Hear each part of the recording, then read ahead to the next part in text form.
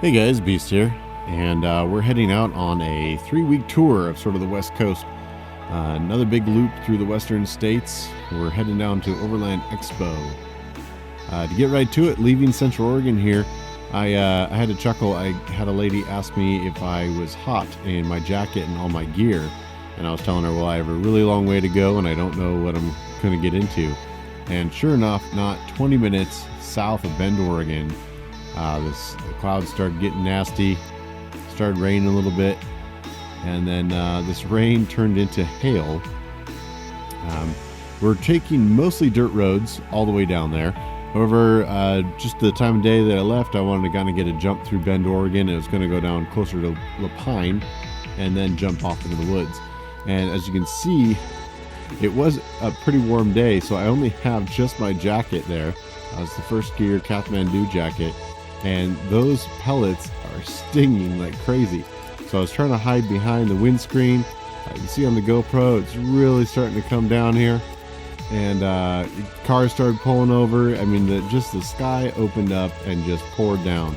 And these are the days when you're really thankful for really solid gear that you can count on. I'm absolutely dry. Probably needed an extra layer underneath just to keep the stinging pellets from getting me. But of course, this guy didn't really want to slow down for anything. I'm trying to make sure you guys can still see. Of course, I'm still sort of ducked behind the big windscreen there, and you can see it's accumulating on the highway. Ended up with a good couple inches. At one point, I just ended up just following the tracks. One of the things I've always found is with the helmet and the visor, because the visor is so close to your eyes, you don't have the same sensation that you do in an automobile, where it's really hard to see. Even in the worst downpours, I've been able to maintain good visual and see on there. But as it is piling up on the road, I do slow down a little bit. Dual sport tires, I'm not really worried about hydroplaning quite at this point, but it's just a safe bet with everyone pulling over that I kind of do the same. Well, that storm burst kind of behind us. Now we're just dealing with what's left on the road. And it does clear up fairly quickly, and not too much further down the road we're going to head east and pop onto some dirt roads and get off this pavement with all the crazy people. So you can see, jump on a little sort of access road.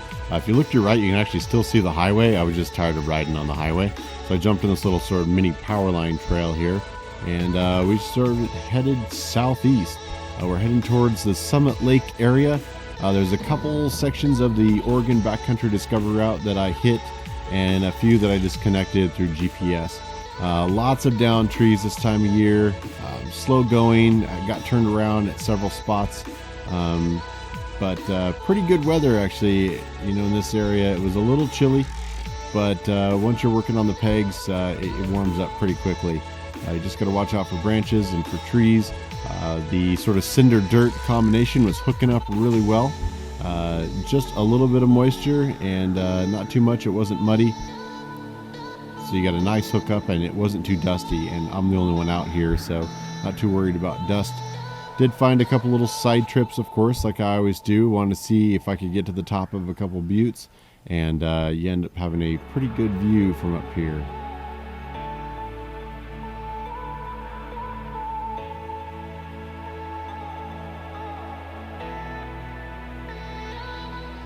All right, back at it.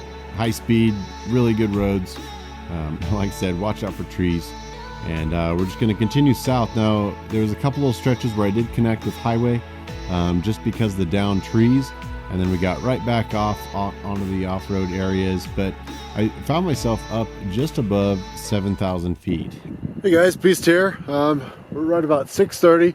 Been rolling through most of the forest roads. Had some pretty quick cinder roads. Those were great. I'll try and put in some shots.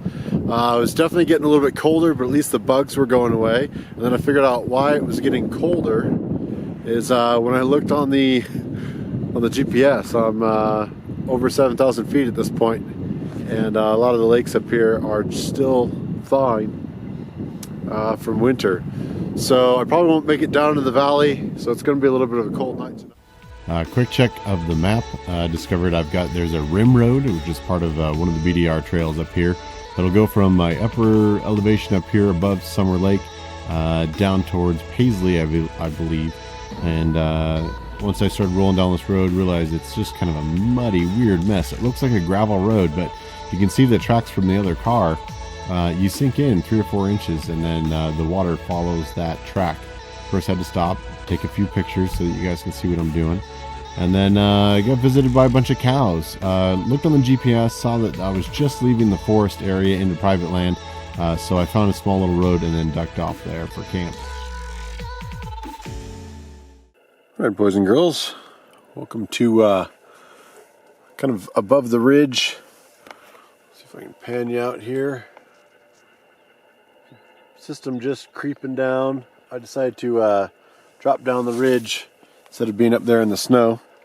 And we're about to get some dinner going. Got some freshly squeezed IPA from Deschutes Brewery. Got a freeze-dried kind of a curry chicken and rice that I made up in October of 2014. And you can tell just Ziploc bags, these are still crunchy. And then these I found at a gas station. They look awesome. They're mozzarella and they're wrapped in prosciutto. So we're going to sear those up, and this one is pepperoni. So let's get some water on. All right, we're only going to do about a cup.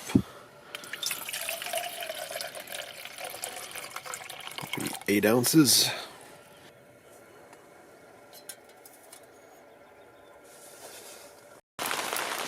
Alright, we're going to get these guys. I can see the oil smoking.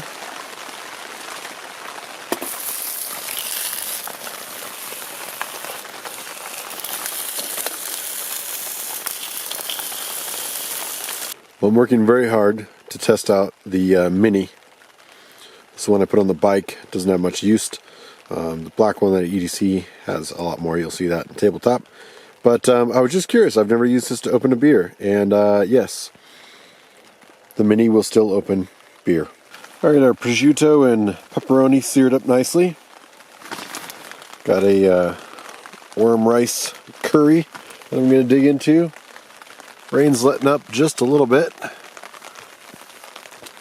See, there's a weather station. And I'm not sure if you can see, it's called Slide Mountain. It's a geological research area. All those slides on the top of the cliff, because it goes from just over 7,000 feet down to 3.5, 4. There we go, put this on turbo. Show you around the tent here. We're trying out the Hoopla 4. This is our 3rd time using this. However, this is our first time in inclement weather. I did notice that the lighter weight materials definitely wants to sag when it gets colder.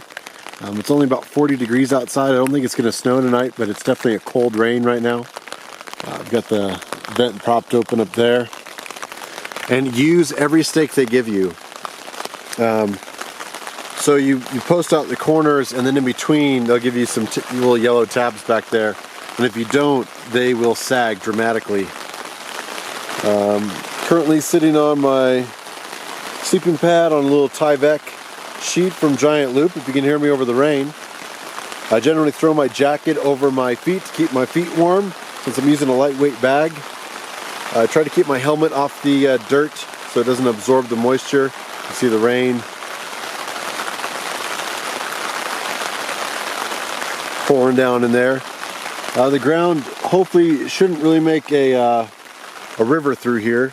I checked it out. Hopefully it seems to be absorbing the come on, focus, absorbing the moisture quite quickly, and they're just intermittent sprinkles right now. The biggest thing with this tent, if you can even see, there we go. It's just nice being able to have the grubby, dirty stuff. You got a nice open place to cook. Usually I have the door open when I'm cooking, like you saw before. However, it cuts a lot of your living shelter down because of such the steep walls of this door. So when you shut the door, you get all this living space back. And yeah, not the best design, but pretty cool for kind of an open floor plan design.